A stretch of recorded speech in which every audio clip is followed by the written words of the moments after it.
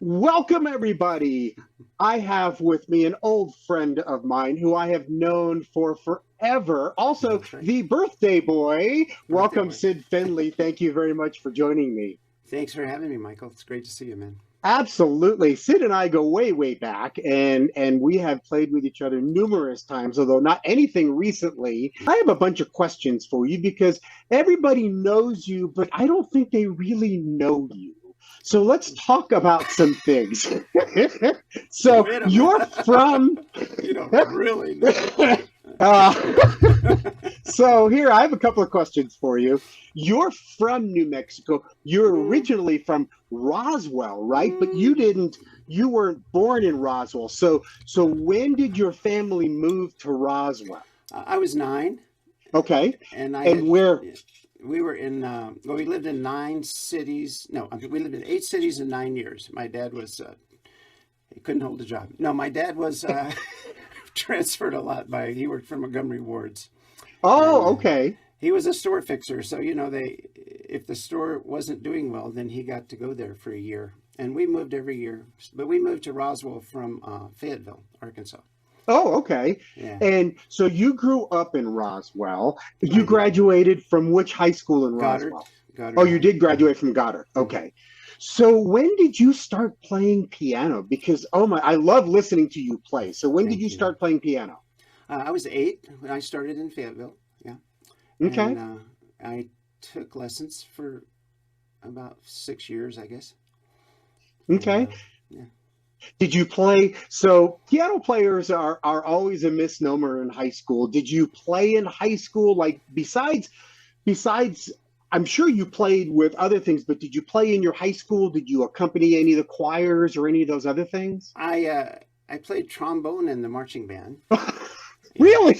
very exciting. And and as you know, you never know the trombone player's name, but yeah, I was that guy. And and I never knew you played trombone. I don't now.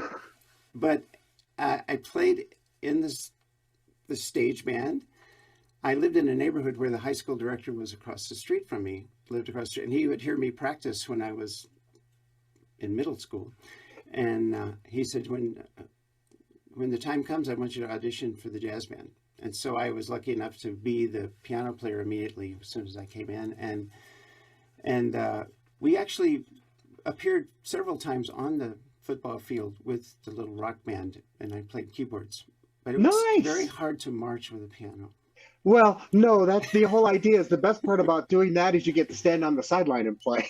Yeah, Not well. Then again, back then we had those keyboards. yeah, The Herbie Hancock keyboards that guitar, had yeah, here and here. Yeah.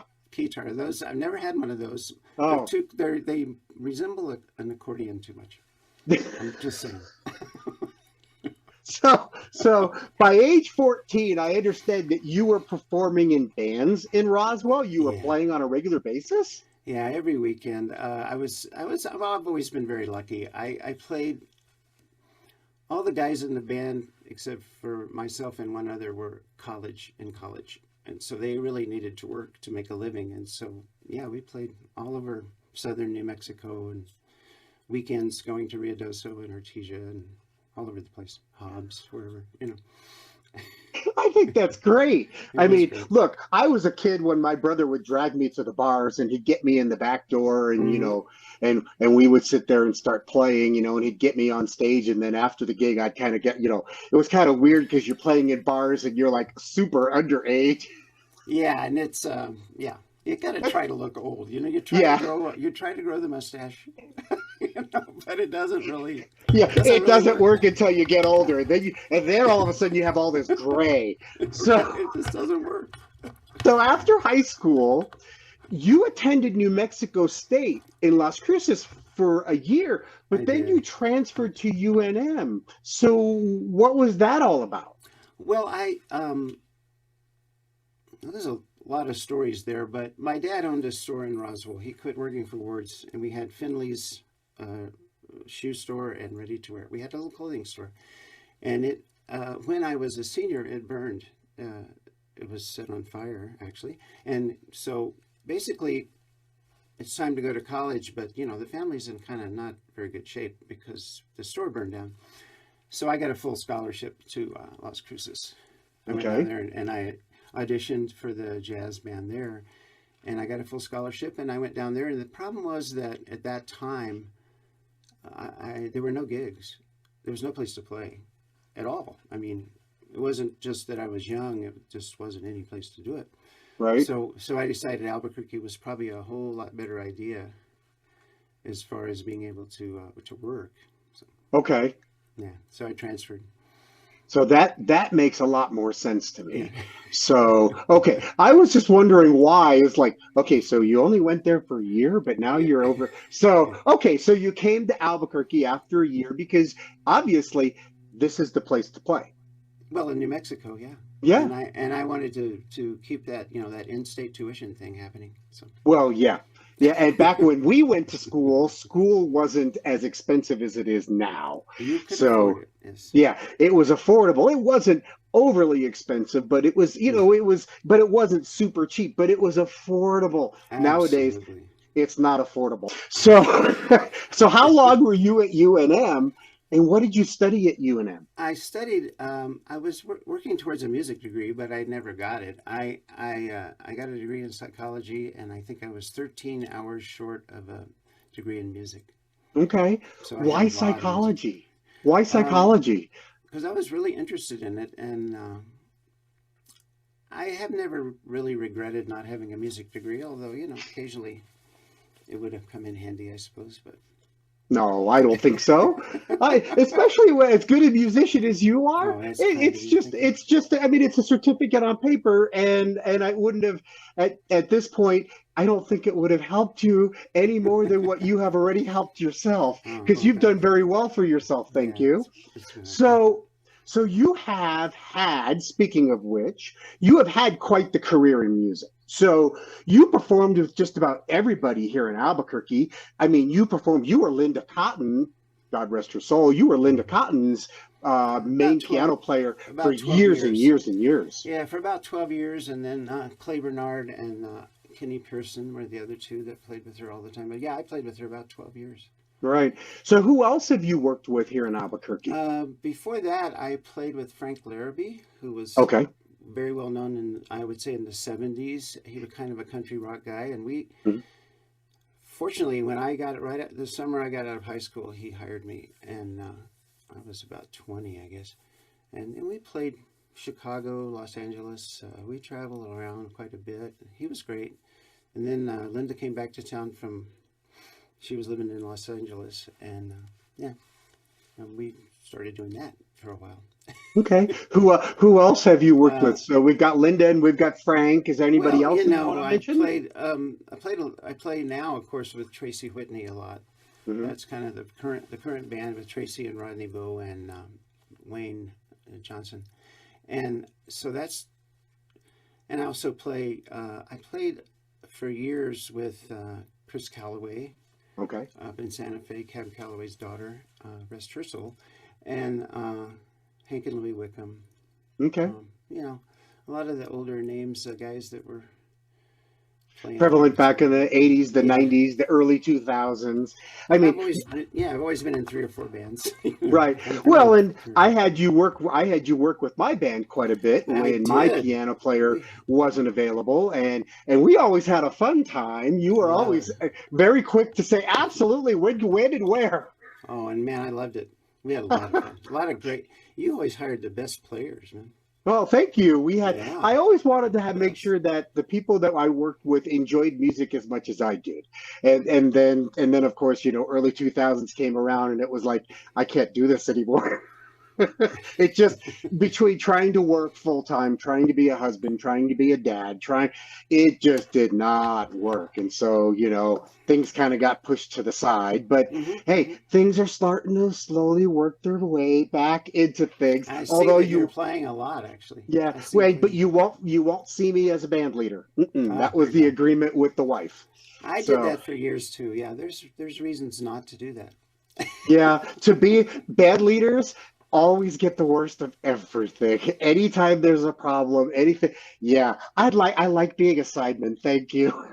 I agree, and so I play now with Tracy a lot, and I play with Maud Bienhauer's band Tapestry, which is Right. it's a big kind of a wedding band, really great players, and I play with a trio that's called Prisma, which is Maud and Rodolfo Gonzalez and myself. Oh, okay. It does a Okay. lovely little flute, bass, and piano thing, mostly Latin music. Right. Yeah. So have you always been a freelance musician? Now let's not talk about your studio stuff because we're going to get to that here in a little bit. But for the most part, you've really been just a freelance musician, haven't you, all your life? Well, yeah, I've had some part-time things to make ends meet. I, painted houses, or I've done a little bit of everything. But and I worked at UNM Press part-time. Oh, okay. For about 3 years, doing business stuff, which is kind of hilarious. But it was very interesting. I learned. I bet that opened your eyes to a lot of things. It did, and they were wonderful people. But I did. Other than that, yeah, I've only just music. Yeah. Okay. So in 1992, and I want to make sure I get these dates and numbers straight. So in 1992, you were working on scoring a documentary when the job of sound engineer kind of fell into your lap. So tell me about that. How did that happen? Well, I was working. There's a man, Ron Chaney, great musician himself. He was a engineer. He used to live here, and he hired me to score a documentary for the museum in New Mexico. It was a Civil War in the West, I think it was called, or something like that. It was about the Civil War in New Mexico. And so I worked with him for a couple of weeks, and I always told him, I said, you got a really good job. If you ever leave, why don't you let me know?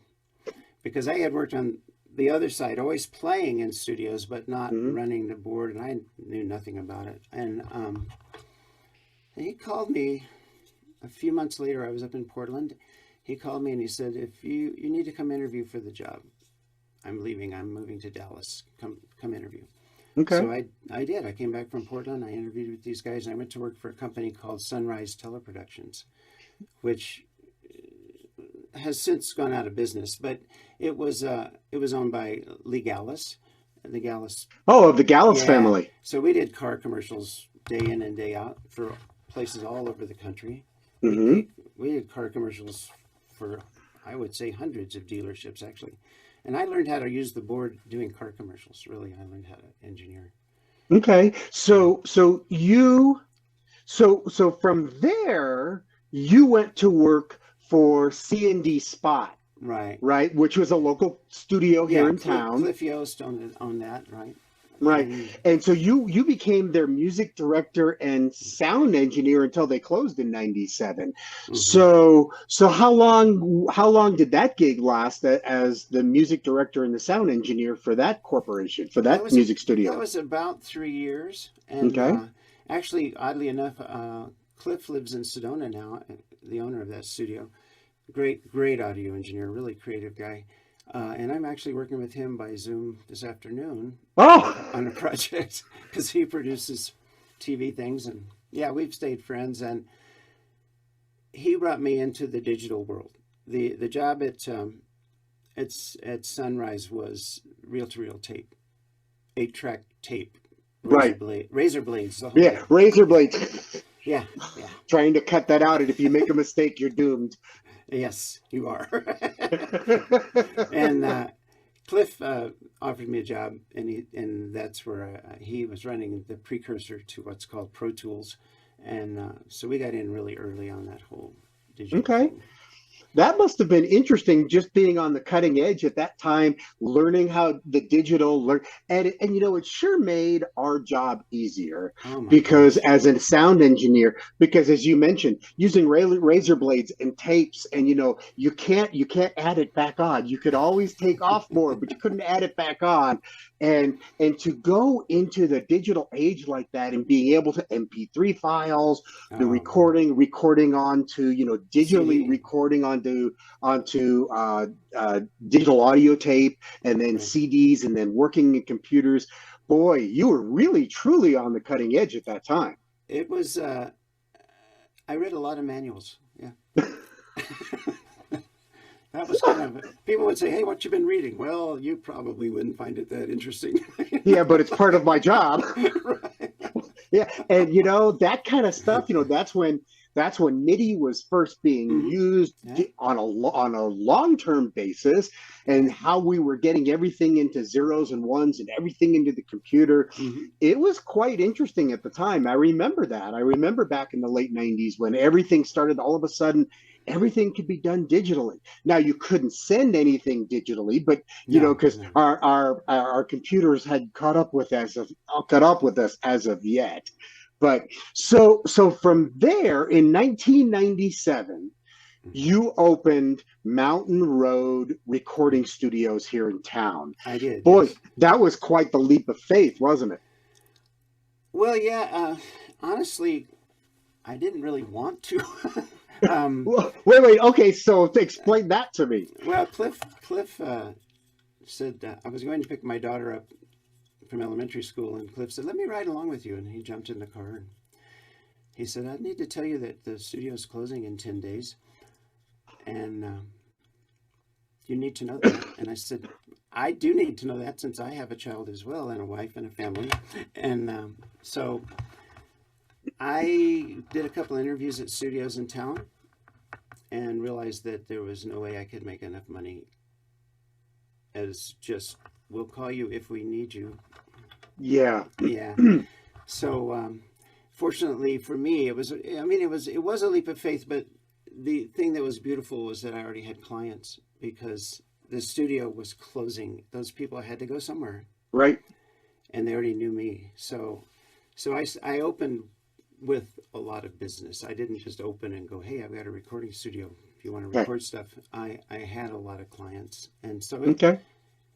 it 23 years at that location. Now I'm in my house. This is actually my home now. Okay. But I moved during the pandemic because there was There was something. nothing.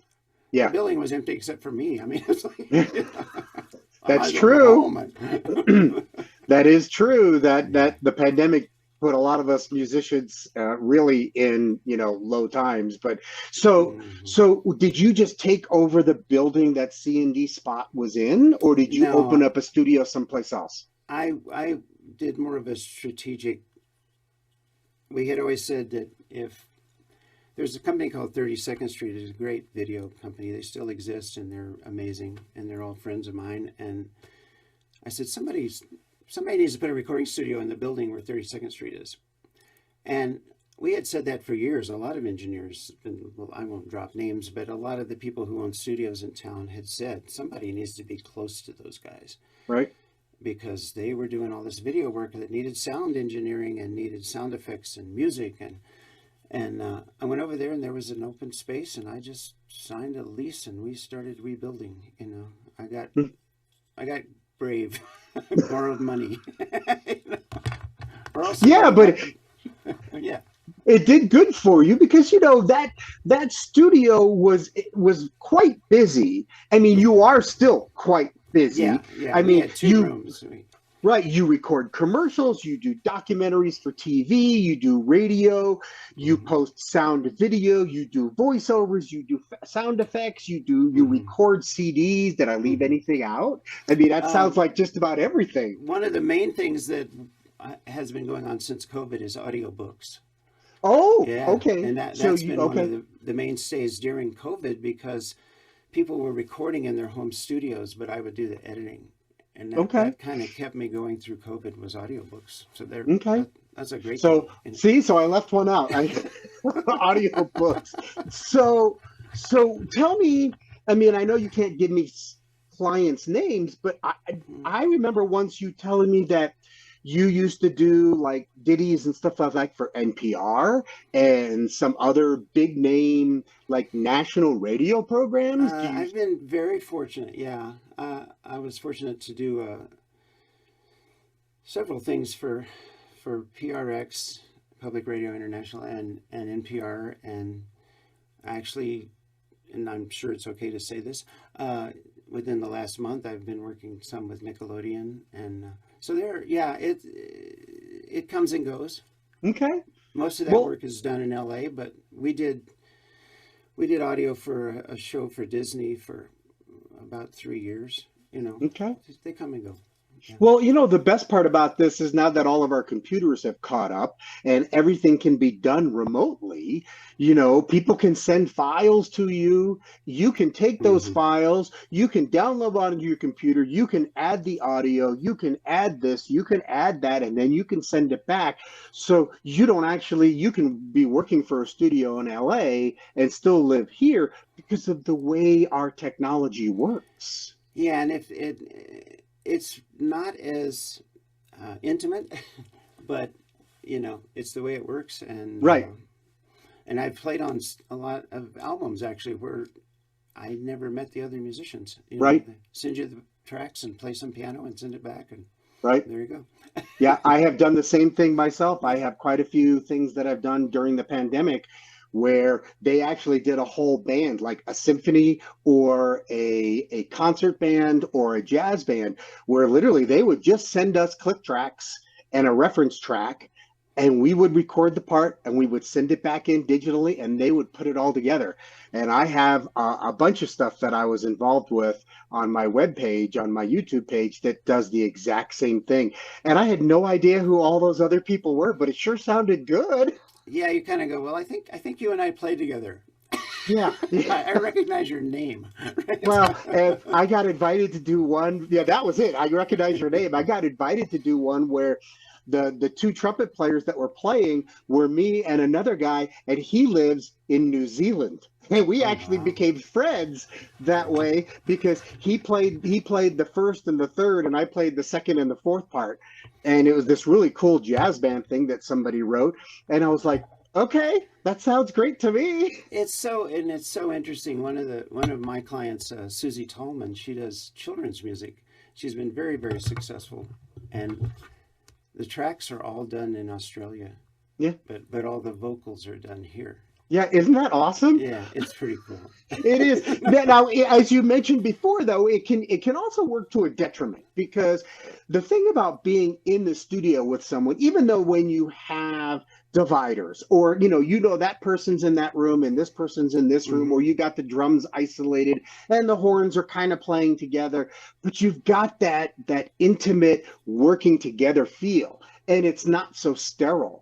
And I I like agree. that. But nowadays, that doesn't happen very often. Playing Everybody, live is playing live is still the deal. oh, And absolutely. I Absolutely. I'm going to do an album. I'm going to work on an album in about 3 weeks in another studio up in Santa Fe, and with a singer up there, Ty Cooper, and we're going to all be in the same room and play. And I think that's then awesome. then I'll do the mix at my studio. But yeah, you got to have a nice big room and a grand piano. Yeah, Right. yeah. Oh, I think this is why I will always, if you're going to give me a choice between listening to a studio album or seeing a concert live, I'll go see them live because that shows me that they know how to work together. So I know you've done a lot of recordings. Your discography is very, very long. I mean, besides Yeah. you're talking about your recordings on piano and stuff. Have you ever done any recordings as a leader? Well, yes and no. I mean, we still sell our old Christmas album that I did with David Parlato back in the day that got a lot of airplay. But I have a new project, and Okay. it's all recorded now, Okay. and it's 11 tunes, and 9 of them are original tunes that I wrote, and it's with Milo Jaramillo on bass, Johnny Bartlett on drums, and Demi DeSante. Oh, And nice. everything's recorded. I need to start mixing, and I'm actually hoping to get it out within the next month.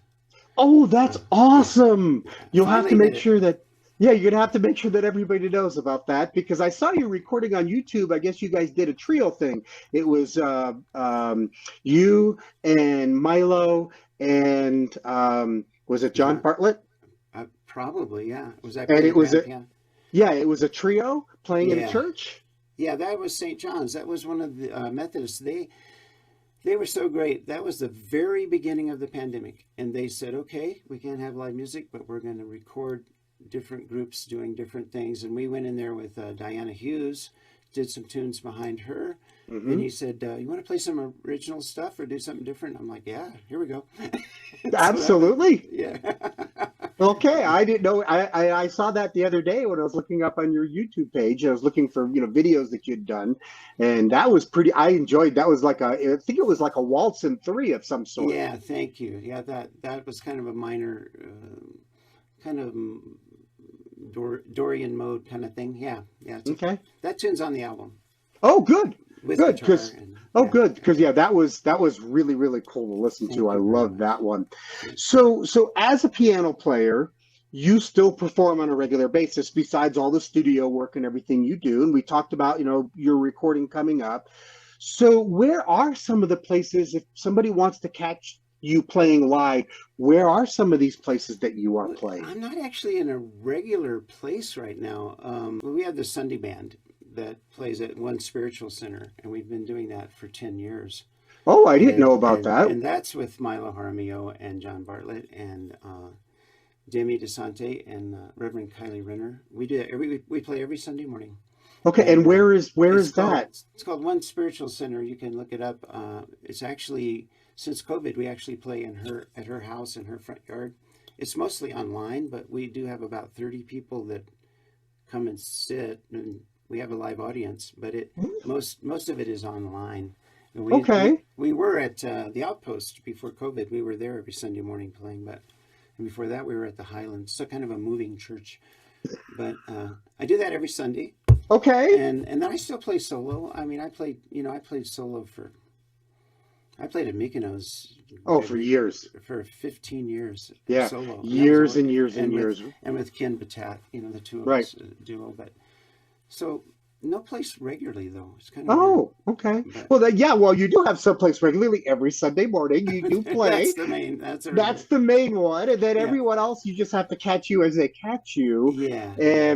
and that's fine. Like I said, I hadn't seen you for forever, and then I flipped on the live stream for the Guitar Lab Trio, and there you were, Well, and I was that's like, my guitar playing is exceptional. yeah, no, you were playing great piano. I thought it was awesome because Thank I you very flipped in. much. I flipped that on, and I'm thinking, oh look, there's Mickey, there's Vic, there's Michael, and then I was like, wait, and there's Sid, and I And hadn't talked with you for years. I think Donald Bailey was playing on Yeah, that. Donald Yeah, Bailey Jr. great was drummer. playing. He's great, Yeah, fabulous. Yeah, you fabulous. and it was absolutely wonderful to hear you Thank you. play like that. And Thank you. and I tell everybody when people say so, who's a good piano player? Well, I can name a lot of piano players, but you're one of my favorites. Well, thank you. So There are many great musicians in this area that it's very humbling. They're just everywhere, and it's just a that's great. okay. It's an amazing community. Yeah, it's a great It community. is. It really is. There's, people don't realize, and this is one of the main things why I'm doing this YouTube channel is people don't realize what kind of caliber musicians we have here. Some of the people who have either lived here for forever, like Hmm. you, Hmm. or some of the people that have moved here. We have the highest caliber musicians here in Albuquerque, Santa Fe, Las Cruces, all around this state. And I'm just trying to introduce people to all of these great musicians to make sure that they know, well, this is who they are, this is where they came from, this is why they're here, this is what they're doing. Please support your local musicians, and that's Right. why I do this. And it's an amazing community.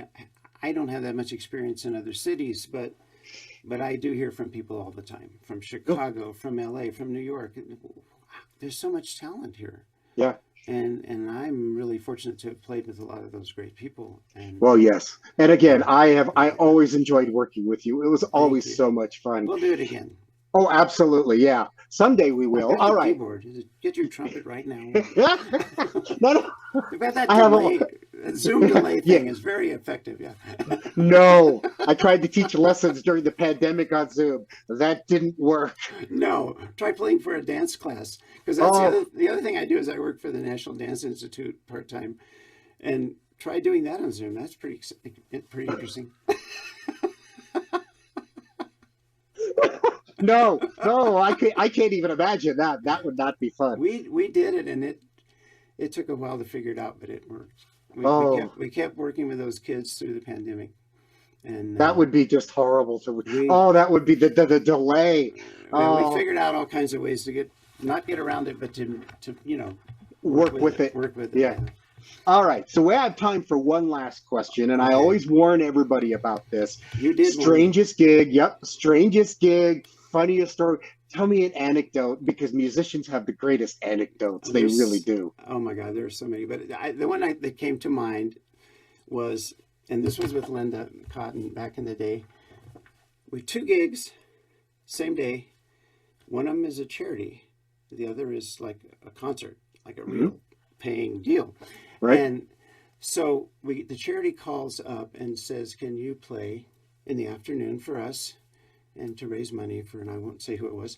And we said, sure, but I'm going to give you a list of all the equipment we have to have because we don't have time to move stuff. Okay. So I'll be quick. So That's okay. So I list, we need a drums, because I said, we can only do it if you supply what's called the back line. And because we don't have time to move the stuff.